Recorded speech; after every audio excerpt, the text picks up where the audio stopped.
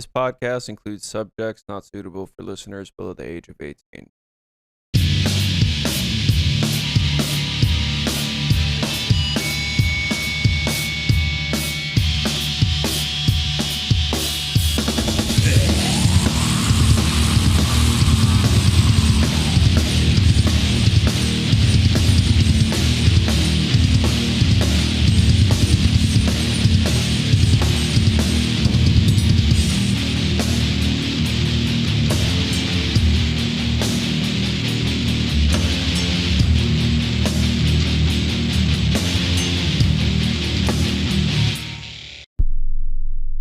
Take drugs and then experiment. Oh shit, ladies and gentlemen, you have gotten the greatest information, the greatest bit of knowledge, the greatest piece of advice that you will probably ever hear on this show, at least. I don't know. Well, welcome to this is the Chug Life podcast, ladies and gentlemen. We are back and we have brought some friends to talk about fun things like Blackened Death Metal and Muncie, Indiana, and what it's like to have cocaine in your name. And this is cocaine culture, ladies and gentlemen. Yo, I'm Zach. I do backup vocals, play guitar, do the recordings, dabble in booking, and I try to write music videos, but generally fail at it. I'm Justin. I'm the bass player. I'm mostly the social media guy. I do I'd say about 70 to 80% of the booking. He's the band secretary. Yeah, I keep track of the money, order merch, all that fun stuff. And Sean's actually here right now, the drummer. Gone. Hey, what's Drums. up? Sean. I drive the truck. He drive real good. Big truck. I drive truck. Press gas. Trailer. Go good. Vroom, vroom. Guys, so cocaine culture. When did you guys start? Oh, that'd be 2015. God. 2015. You know, that's almost 10 years now. So what's Bro, it been it like? It sounds like a know, lifetime. You're getting old, guys. Good God. What the I got the fuck? gray in my beard to Oh, prove dude, it. my kid's gonna be 11. I don't need you to remind me I'm getting old. Oh my goodness, that is perfect timing.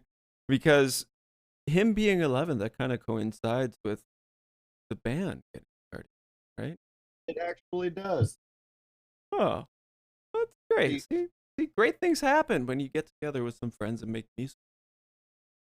Mind blowing. Guys, cocaine culture. You guys are from Muncie, Indiana. Am I saying that correctly? Yeah, you're saying Unfortunately, you are. What is Muncie like? Tell me about this place. that. Muncie it's a college town, man. Everything's based off of Ball State. And then if you go more than about 2 or 3 blocks outside of Ball State, the city starts to slowly fall apart. Meth The and further potholes. south you get, just Wow. a lot of meth. Lot of So many potholes. potholes that if you fuck up your car and you report it to the city like they ask you to, they just ignore you. What? Like, Yeah. oh yeah, it's As someone who drives through here all the time, I drive a low-rise car too. Oh And God. dude, it's fucking horrible, man. I can't tell you how many different times my rims have been fucked, pop tires, all that stuff. And these potholes aren't regular potholes, dude. Oh no, Indiana potholes are different. oh dude, there's one by my house in the corner that literally there's a hole in the street.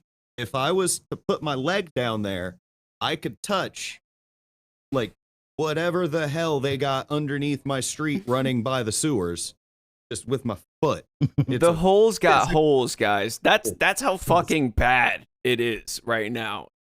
Fucking play Well, Mario Kart. I mean, unfortunately, we're one of those old factory towns in the Rust Belt that Mm. factories aren't there anymore. So Yeah. what's left is drugs and terrible College. roads. And the #1 partying college in the state. No way. Really? Oh, bro, partying at Ball State is so much fun. Dude, I was on probation multiple times. academic probation clarified when I went to Ball State because of it. Even the frat house I was in was on probation because the amount of drinking we had going on. See, I grew up Wow. in town. I didn't need to go to college to get the experience. I just got to walk over to the houses. So Yeah. Hey guys, how you doing? Yeah, I go here. Don't worry. yeah, the band actually got formed up on our college campus at a drinking house. Yep. What the fuck? Oh how, yeah, how's that conversation start?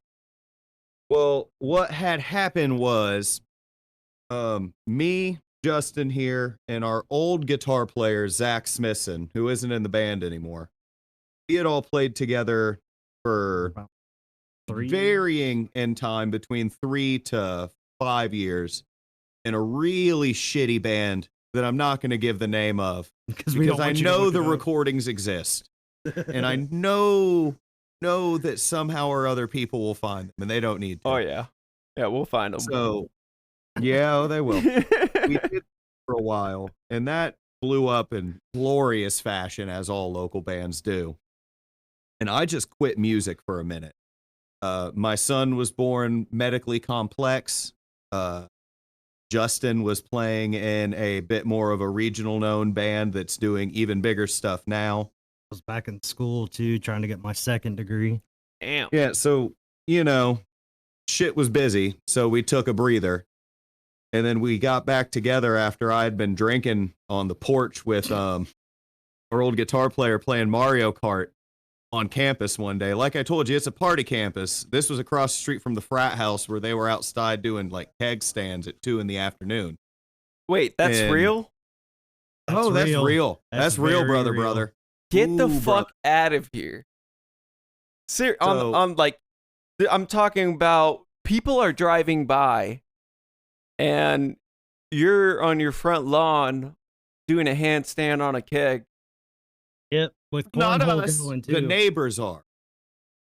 I mean, Cornhole we keg would stands. shotgun beers out in the front yard, but I'm not doing a keg stand. All it takes is one fall and you're dead, buddy. I mean, hey, if you got your buddies holding you, you're not going anywhere, man. Oh, I don't trust these guys. Smart man. But, we were drinking, playing Mario Kart, and got bored. And we're like, you know what? Fuck it. Let's play music. And then me and him started writing some stuff, and we went through like maybe 3 different local musicians before we finally just decided to do everything between the two of us for a while. And then that quickly turned into Justin getting kind of bored with doing the same thing over and over again. Same as us at that point, honestly. We were trying to do anything except heavy metal. So, Wait, so you guys have previously dabbled with that, with heavier Oh. music, and that's why you guys went the direction you went? The regional band I was in, they're a metal band, and I was playing bass for them for about a year when these guys approached me to join. But most of our bands have been metal or metal adjacent. I played in a radio rock band for a couple of years too, but metal's always kind of been our thing since we started playing. This, hardcore. yeah, Cocaine Culture was our first real attempt at not playing metal. And then we ended up right back where we started. Oh man, circle of life, man. Fuck that circle, man. It's a beautiful But- circle, man. Beautiful. Yeah, we were just kind of struggling to find a sound for a while. We were just sitting in a room jamming. And then we invited Justin over after we had like 2 songs Yeah. done. And at the time, we didn't even have a drummer. We were just switching between me drumming and the old guitar player, Zach, drumming. Just switching back and forth between playing the 2. Wow. That song, the first one they actually showed me, should be online. It's the Slow Cult Life. Yeah, that was that and Novum. Those 2 were our first 2 songs. Slow Cult Life and Novum.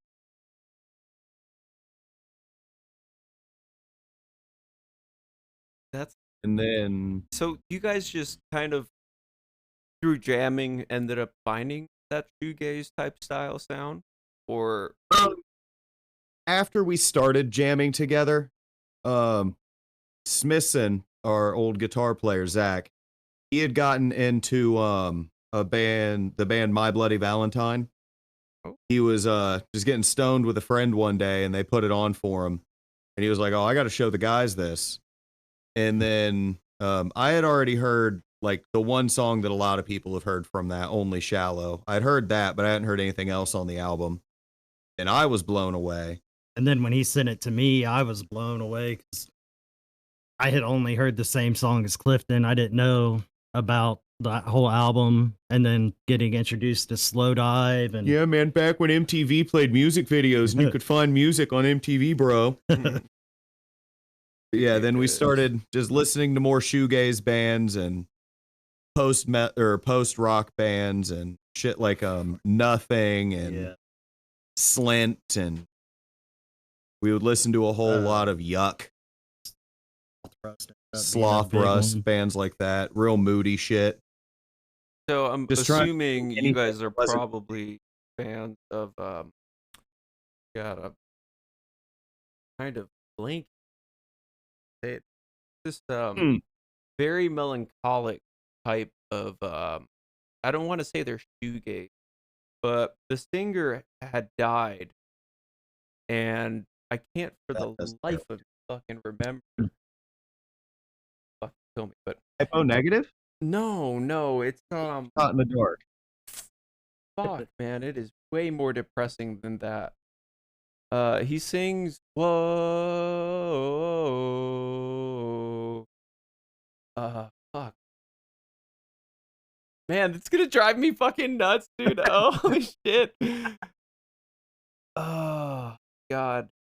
My brain is having such a huge part right now. But so the shoegaze, I'm just really struggling as a whole to see the kind of like parallel to hard, like it's I've had friends that see that, and friends that see the adjacency to it and how you can get the influences.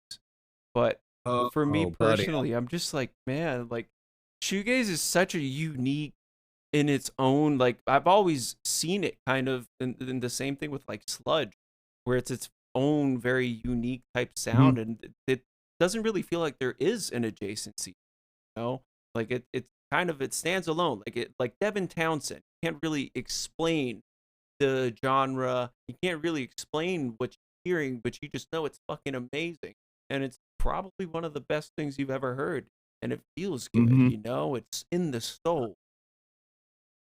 See, firstly, I want to say that if our drummer was in the area, he probably just would have came from you saying Devin Townsend, because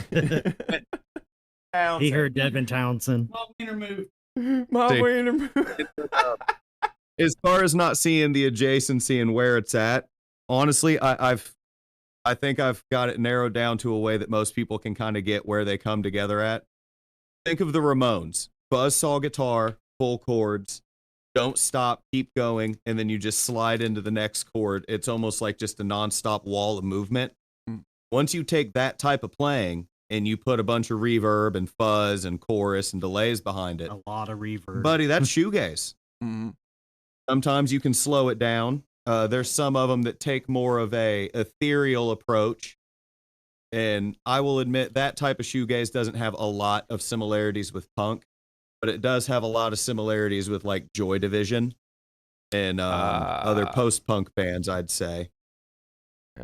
But as far as like the more fast-paced and aggressive shoegaze bands, something like Beach Slang or some My Bloody Valentine's work. Yeah, I mean, I like to think of it kind of as the same branch off from punk from the Ramones, always loud, always fast. Yeah, that's definitely how I'd explain cocaine culture. Loud and fast. We loved being loud back in the early days, man. We would piss off sound guys everywhere we played because of how loud. We would adjust when they would tell us. As soon as they walked away, we'd just be like, oh, well, we're going back up. There was one show where we actively rented a grand total of about 2,000 watts worth of amplifiers. Oh my God. Because we were playing a room We were playing the old It's the Cornerstone. Cornerstone building in Muncie. It's an old Masons building, Yeah. Hell yeah. and we were playing the ballroom On the first floor. on the first floor, and you could hear us in the third floor. While the other band was playing. Because they had bands and there's like 8 rooms, had bands going all over 3 floors of it. We were loud enough that you could hear us over all the other bands. Dude, Yeah, that's we've huge. narrowed it down some since then, but we used to love being louder than everybody else. We had to rent a U-Haul because the amount of fucking speakers and amps we rented. What the fuck? How is y'all's hearing though? That's the big question here. Constant tinnitus. It's miserable. I crave death for silence. I'm in the same boat as him. When I finally die, I will finally know what it's like to not hear a constant. All right, but tell me, you guys now have ear pro of sorts. Like, Dude, I've been using earplugs for at least like 6, 7, 8 years. It happened when I was so young from playing music that dude, yeah, shit's damn it, bad. it's done. Man, fuck earplugs. Be a It is man. bad. That's Nah, why you had to man. go at us 4 Listen, feet away. dude, I'm half deaf, bro, and your hearing is sacred. All right, it is impossible to get back. It is impossible for it to get better. It might get just a little bit better, literally just the fucking smallest nth of a percentage, but it's never going to change, and that is the most horrible part about some of most modern day, and I guess it's really just been kind of throughout constant, concerts and live shows where folks really don't understand that, and they don't respect what modern day and even back then speakers are like.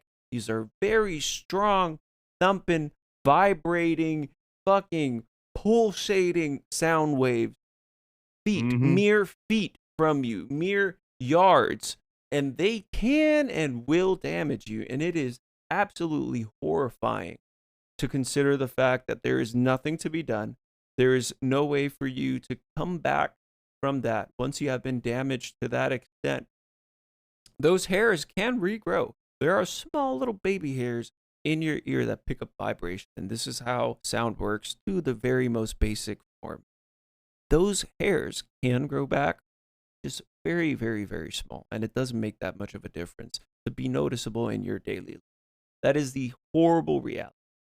So, ladies and gentlemen, protect your ears. Protect everybody's ears. If you are a sound guy, you are doing music, be cognizant of the fact of how you're doing your setup. If you're in a small room banging a couple hundred fucking decibels, just reconsider that and take into account your customers, your listeners, the folks that are in the crowd, because at the end of the day, they will come back. And what's going to happen 5 years from now? What's going to happen 10 years from now when we're all struggling with ear issues? And yeah, God, that's one of those things that just fucking, man. Yeah. Welcome to my rant about ear pro and wearing ear pro. You heard it here first. Chug Life Podcast endorses. We Chug Life endorse Podcast endorses forced ear plugging. That's forced right. ear mandatory. Get behind them at the show and shove earplugs in their ears if they don't have them. If they refuse them, you tell them no. Chug Life Podcast said it is important, At and they will be gunpoint. plugged by the ear. At I only fucking agree gunpoint. I don't even call it an excuse. The problem with me is I've not worn them so long that every time throughout the years I have tried, it actually throws me off because all the drums sound different, Oh, and yeah. I'm a very dynamic player, and so now it makes it hard for me to judge how hard I'm actually hitting things, and it's just there's never a convenient time to retrain myself, and that's Definitely my not. story. Yeah, that's something that's never really gonna fuck. Like, unless, I'll be honest with you, unless you do some form of like in-ears to kind of help break that barrier a little bit, you're not gonna really get anything near it. And even I will then, say though, it's like ambient noise. You're getting half or even less than half of what the actual thing is. you actually kind of get the same thing too. Like, there's a big difference between when we're playing a show and when we're watching another band. Like, 'cause I'm sitting behind everybody, and I don't like a lot of monitor. when we play because Mm. we're just used to not being able to hear more or less. And I don't know, it's just different. I stand back when we watch other bands play because it is so loud. Yeah. Hitting you in the face, but being back on the back of the stage behind my guys, the amps aren't facing directly at me. It's a totally different monster. Oh yeah, dude. One of the most important things I learned, and this kind of, sure, you do it through sound check, you end up standing in the crowd at some point, but really you're not getting the full experience of the show. And the show is going to be miles louder than if you just simply, come off stage and don't get the full experience of what you're sounding like at your peak, to get that full sound effect and judge whether this is too loud, this is too quiet, where you're going with the sound. And granted, have sound guys for this. Don't get me wrong, but what I'm telling you, dear listeners, is that sound guys can be rat fucking bastards, and it falls upon you and, the great sound guys out there and the good sound guys out there to go and say, you know what, this is really fucking loud, dude. This is gonna kill some fucking ears. And what happens when we have smaller ones in the crowd too? Things like that. Granted, don't get me wrong, this all falls on personal responsibility and what you fucking want to do. But at the end of the day, just be cognizant of the fact that that shit is hurting you and it is making a change, whether you realize it or not. So guys, a while back, I had a massive fucking brain fart. And I just could not find the name of this band. And this band is so ridiculously influential, but my brain just fucking farted so goddamn hard, I just couldn't figure it out. But do you guys like Wood of Eep by chance? The Woods of Eep? I don't know if I'm saying that correct. Wood of Eeps? Woods of Eeps. Never heard that band. So there's a song called Move On, and there's a song called Lightning and Snow. And, those, it gave me the idea more so of like the vibe with shoegaze and to hardcore adjacency. Like, this is kind of what I saw that being.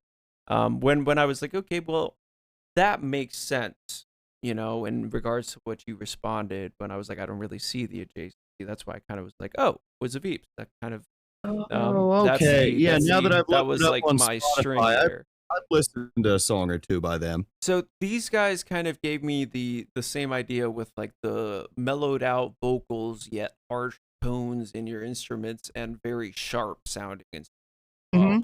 If you listen to it, it's incredibly rough stuff, and that gave me the same vibes that I got when I was listening to Resident. And I do want to get us back onto track here in regards to talking about your pieces. So we do have Resin Breath, and then that ends up getting re-recorded. How did the process go from recording Resin Breath the first time back in what was it, 2016? Was it when that first came out before the re-recording? Oh no, Resin Breath would have been 2021. Okay. Yeah. Wow. So did you guys have any big changes that happened between those recordings? Between the first Resin release Breath? Oh no. Aside from changes that happened around 2018 to 2019, we haven't really had too much as far as personnel and drastic stylistic or process changes. Well, COVID with the whole genre. Well, yeah, with COVID, the genre change, I had to go to physical therapy for my wrist. It was a bunch of things that led into the genre change, but once, because Sean came in the band in about 2017 because our old drummer needed to focus on his personal life and get himself gathered together, and he did. And Sean came in. That was really the first big personnel change we had till 2020. Yeah. What happened in 2020? Our guitar player's Smithson, the one we've talked about a few times. He ended up, the girl he was in a relationship with, she got pregnant, and he wanted to focus on being a dad. Plus, COVID was going on, So we didn't practice for like 6 months. And the funny thing is he, right before COVID, he was actually the one that pitched us going to more of a heavier metal genre like we are now. Wow. And it was his idea to bring in Cody on vocals. Shout out Well, to he wanted to him. bring in somebody, not necessarily Yeah. just Cody. And then, 6 months after we do all this, which no fault to him, we still love him, but he quit to be a family man, and I don't hold that against him at all. We were just at his daughter's birthday party, like what, 2-3 weeks ago. Something like that, yeah. That's awesome. Yeah, like as far as between the recordings of Resin Breath, the EP, and then what we're gonna have on our full length. No personnel changes, We've been no the same process since 20 changes. since he left. Yeah, we are nothing if not consistent people. Hell yeah. So this is the same sound you kind of had it coming from Blasphemous Exaltation. Split, correct? Yeah. It's a split with Seventh Crown from Fort Wayne. Hell yeah. And what was that recording sound like? Because it sounds entirely different. I mean, this sounds incredibly raw. It Drunk sounds live fresh, Well, okay, so we as a band, since the formation of this band, one of the main things that we wanted to do was have it be something that is entirely self-sufficient. We were tired of needing to turn around and find somebody to do this demo or find somebody that can help us do this type of merch deal, yada, yada. We ended up finding somebody with a merch company that we got a good contract with. We do all our own recordings. So a lot of the reason why that one sounds raw compared to the current version of Resin Breath is because it was. I mean, we were still in a learning curve. It takes about 10 years to get good at anything, really, in my opinion. And I'm just now coming up on about 10 years of fucking around with recording software. And Dude, that shit's I think it's fucking with the most tough. recent version of Resin Breath, it starts to show. Oh, yeah. I mean, the songcraft on the older songs is still there. Some of the production isn't. Some of it's real lo-fi. Some of it just doesn't make sense. But if you're going to learn something on the fly, you're going to learn how to fuck things up before you learn how not. Yeah, you gotta crawl before you I walk. stand by those recordings, even if they ain't that great, because it's part of the process.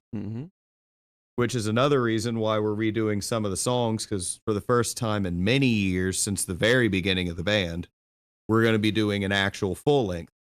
So a lot of the songs that we play live, we wanted to bring into the full length because those are the ones that have defined cocaine culture for the last about 4 years now. So let's With talk Resin Breath about. being big.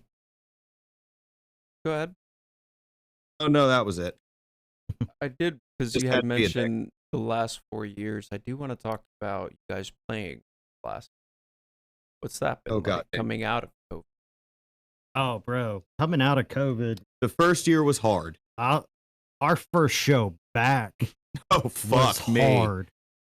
We hadn't played it when we came back. We hadn't played a show in 18 months. We had the member change, the genre change. COVID closed every venue except one in our hometown too. So we had to branch out. We had our first show back was actually in Fort Wayne. 100 miles away from our hometown. Wow. The technical difficulties we had trying to play the first song. His amp wasn't working. My amp wasn't working. And then Sean broke his kick pedal. I ended up throwing my guitar off the stage. If it wasn't for the other bands playing that show with us, we wouldn't have been able to actually play that show. It took us 20 minutes to get through the first 30 seconds of Resin Breath. What? Oh, yeah. It was the difficulties, man. It was one thing happened. We thought we fixed it. Next thing happened. We tried to fix it. Next thing happens. Try to fix it. And then like 3 things happened at once. So we're all scrambling trying to fix it. Like, Oh, And then we're in the man. middle of turning everything off, and the next band's like, we'll cut our set a little short, and then the headline band's like, use our amps. We're like, well, god damn it, fine. I guess we'll play. That's fantastic. And then that whole dude. year was rough because we didn't know anybody anymore. We had left the scene pretty decidedly. Like I said, dude, We were- 18 months. We were tired of playing heavy metal the whole time we were in cocaine culture during the first stint of it. So we had just kind of lost touch with that whole scene. People didn't really know the band. We didn't really know other bands that were active. Big shout out to Chad Sauer. That He was dude, the only person that took a chance on us, really. our first year back, our first show back was with him. First couple shows back. If it wasn't for him, since the genre change, we wouldn't have made the connection. Some of the connections we've made. Hell, we wouldn't even have been playing shows probably again for a while when we came back. But then after that first year, I mean, we like to say that we have the fastest teardown in town. And this is provable by witness. We were able to get our shit taken off stage, put into the designated area, and leave no trace of us behind within the length of the Ace of Spades by Motorhead at the Indie Metal Fest we played this year. It was enough that the sound lady was impressed with the fact that we fucked off that quickly. Hell yeah. It But- actually gets us a lot of props at all the shows we Oh, played. Well, We you'll get never be this late back. because of us. Oh, dude, you'll be a hero if you are. Listen, if you are on time to get your shit ready and sound check, and if you are on time getting your shit off stage, you are like on the top 1% of fucking musicians. Like, If we it's- hit 5 minutes, if we hit 5 minutes on our teardown, we're Something's slow. wrong. Wait, you Between guys that- are doing under 5 minutes tearing down? The last show we played, I actually timed it on my phone, and it was 4 minutes and 36 seconds. Jeez. Oh yeah. Okay, Smile, hold on. wave. Tell Fuck tell off. everybody what you're moving, because there's gonna be some folks going, all right, fucking wait, you're talking about 2 amp, you got 2 mic stands. Tell us, give us the breakdown. Don't tear your cymbals down on stage. Just get it the fuck off. Do it on the side. Yep. We have a very helpful That's a big vocalist one. too. Yeah, but I run a drum rack. I'm not gonna sit here and describe my whole kit, nothing to do with it. But like I run a couple pieces of rack, and it's got a wide footprint, put it that way. But my singer's really good about being there, hands out, ready to take something and put it somewhere. And by the time he puts it there and comes back, I've got something else ready to hand him. Just grab it and go. We Hell keep yeah. my full.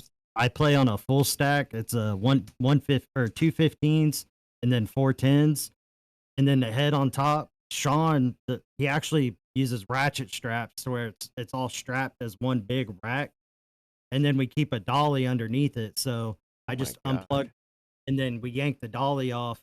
By the time the dolly's off stage, my guitar's on my back, my pedal board's off stage.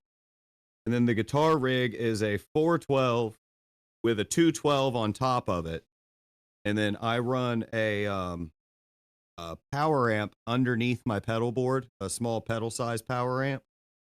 So when I'm done playing, I just throw my guitar in my bag, throw my pedal board in my bag, grab the 212, walk all that off stage, and then grab the 412 and walk that off stage real quick.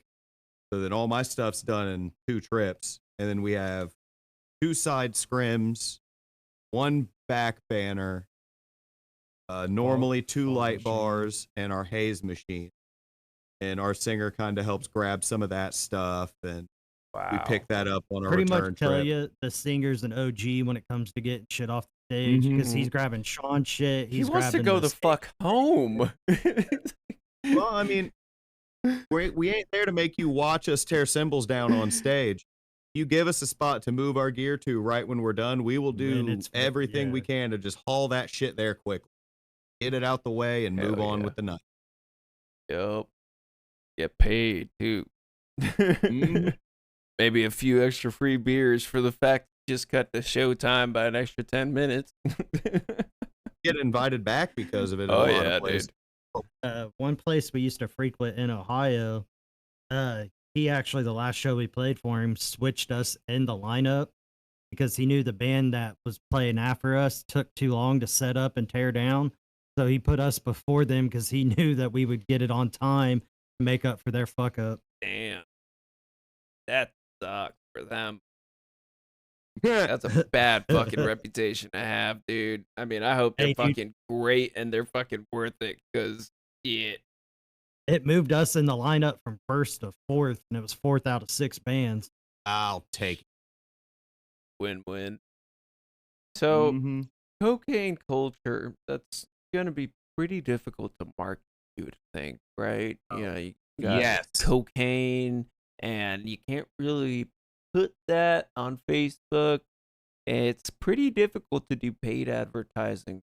Things Why it's like called that. co-culture on Facebook, man. Ooh. You have to obey the overlords, otherwise they Mhm. do not let anything go through. They took our page down repeatedly.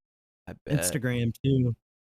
I got 2 little anecdotes here involving our name, both of which really display the difficulties of being in a band with a really stupid name that means nothing.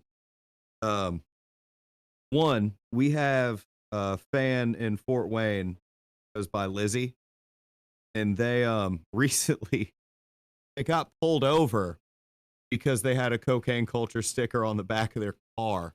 Get the They pulled fuck them out of over. here. Ran their plates, and their plates were clean and everything. Ultimately, they popped her because she had like a roach in her car. Oh my And, god. The only reason they pulled her over was the sticker. And when they were leaving, they literally pointed at it and were like, maybe it's not a smart idea to roll around with a sticker that says cocaine on it. Her. Fort Wayne PD. And then for our own hometown, when we did that show where we played at the Masonic building where we out louded everybody, it was done through the city. Refused to pay us unless we went by a different name. So for that night and that night only, we were billed as the Fabulous CCs. Which is how that EP actually became. Oh my god. The Fabulous CCs actually got used a few more times because I was struggling getting us radio play. A couple college radio stations, some things overseas that I was hooked up with from being in that radio rock band. They wouldn't play us because of the band name. So instead of sending them Cocaine Culture, I sent them the Fabulous CCs as the band name. And that was our way around radio play. And we thought making the EP of it would be funny. That's hilarious, dude. That's, it's really such a pity because there's so many folks that do have much more outlandish names.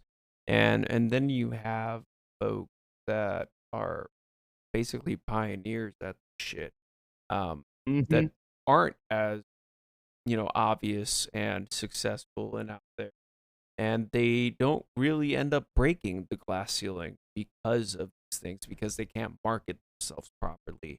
And so it reminds me of bands that, like friend of the podcast Clay, Cemetery Rapist, he has issues all the time with having venues booked, and then people will shit on the venues and force them to pull the show because of the fact, and it's very simply, don't get me wrong, Play and Cemetery Rapist as a whole, I bet the band fucks. It's created to be a kind of fuck you to that censorship. So it's really ironic that it ends up constantly being a cycle where it just shows itself, the ugliness shows itself when it comes to believing that you can police music. And specifically, you want to police artists, and the way that this stuff comes across is very fascist-like. And it pisses me off because you get away with things like Cannibal Corpse, you get away with things like Dying Fetus, and you get away with things in the rap scenes and within the country scenes that get absolutely almost viral attention. And I mean, let's not forget that Jesus is a cunt shirt that's been around since like the early 2000s. Dude, think about Thy Art Is thing- Murder's get out whole of personality, You have this band that just became massive. It's just very it's basically anti-people. Like it's, if you listen to like OG Thy Art Is Murder, Like, it's Or some to of the change the best I love that deathcore song. shit, dude. Like, I mean, fuck, dude. It's Or a to fucking change- insane shit. The Dead Sun and all of the Vile Creations, those types of very old school death metal lyrics, they don't like that shit when it comes to having those boundaries crossed, because they can be crossed, because they should be Mhm. crossed. And so when you Oh. have that censorship go to drugs and using drug names within band names, Oh. it's just fucking stupid. That's And I do insanity. like the creativity out of some bands that you got to get when you have to censor your names of your songs or albums or whatever. Like, probably my favorite heavy band that's around right now, current, would be a band called Portrayal of Guilt. Now, Oh if you man. go to a record store to buy their last full length, you'll look at the sleeve and you'll think it's just a self-titled because it just says ST. And then you pull the sleeve off and the actual album's called Christ Fucker. And like, I love the way they got around with calling an album Christ Fucker, because on any platform that doesn't want to display it as that, okay, well, the album says ST, short for self-titled, just display it as Portrayal of Oh. Guilt. And then you open the thing and just in bold capital silver letters right across the front. That is Christ incredible. It's, by the way, so listeners, this is a black screen. Imagine you're looking at something. It's a black screen, and at the bottom it's got their logo, Portrayal of Guilt, and at the top in very bold white letters, almost highlighted, Christ fuck across. All capital. I ain't even looking at it and I know what it looks Incredible. like. That thing's beautiful. That is Damn art. straight. That is art. I'm gonna go and jam that afterward, just Oh, as a good you're album. gonna salute. you're gonna see where we rip all of our stuff off at now. Oh That's what you're gonna do. man, are we sharing the secrets to the sauce now, guys? I have given you the sauce. That's pretty much it. Guys, this has been a wonderful conversation. And as we finish up here, do you guys have anything that you guys want to let the audience know about what you guys got cooking? Praise hell, praise All right, we'll start off Got up the top show here. first. We are working on a full-length album. We currently have pretty much we have all the drums tracked. I want to say about 80% of the guitars tracked, all the bass tracked. Like, this fucker's about done because it's all done in-house. Our turnaround is going to be a lot quicker than Nice. having to wait for somebody. So Yep. we will be dropping more singles. Tomorrow we're going to be working on a motherfucking music video. Oh shit. So- yeah, we got one, Our two video on our guy was YouTube actually already. here at the start of this. Wait, what And what then- also is tomorrow? Right? Because you It's, got something else going on tomorrow, right?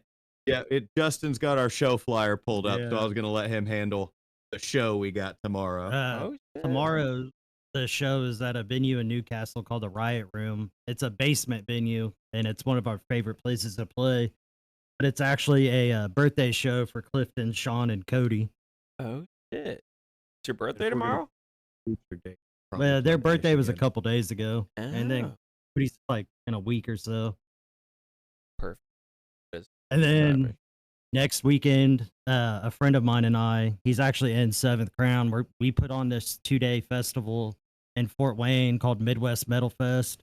We got 20 bands coming through between Friday and Saturday. We're playing on Saturday in Pierre's at the main stage. And then in September, we got a little weekend warrior trip. We're going to, I say this wrong every time, so it's I love you for booking us the city of Hamtramck. Yeah. But you have a stupid name. It's dumb, and you need to accept it. Ham Ham tramp. Tramp. Yeah, I Like HAMTRAMPK. think it's BK or I don't CK fucking or know. something. It doesn't make sense. And then that following Saturday, so it's September 20th through 22nd. It's Ham Tramp, and then we're in Lansing, and then we're coming back and we're playing one of our favorite places to play up north at Carl's Tavern. It's a little weekend warrior trip there to round out September. And then it's a ways out but I also want to plug what is personally our favorite event that we do as a band. It is our, what would this be, our sixth one? This is our 8th. Our eighth Toys for Tots concert toy drive. My bad. Seventh. COVID. We drunk. what, last year did like $3.5 grand? And No, it was it's been a little over $3 grand total the past 2 years. last 2 years we Yeah. did a little over $3 grand total in That toys and rocks. cat. Well, no, that's No, just cash. That's not And- toys either. And toys, the past 2 years in toys, I have filled my car all the way up to the point where I could barely touch my gear shit to try to get all these toys. I'm talking floorboard to ceiling, my front seat, shoving shit in my glove box, everything. Like it's insane the amount of toys we get. We're the top private donor for our county. Damn. We take it serious. Most of us grew up pretty fucking broke and had to use a resource like Toys for Tots. Yeah, I was So- with a cop kid. so- Mhm. We very deliberately every year when we book this thing, we run the sound for it because I'm the resident piece of shit sound guy you were talking about earlier, by the way. We run the whole thing ourselves. We tell the bands, look, this is a charity. This is The good 100% a charity drive. No one's getting paid, even us.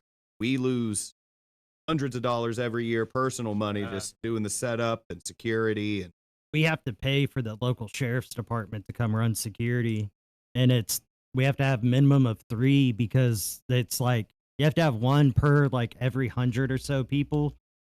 And believe it or not, we've actually almost hit their capacity last year, which was, she told me 425, and we hit 400 people.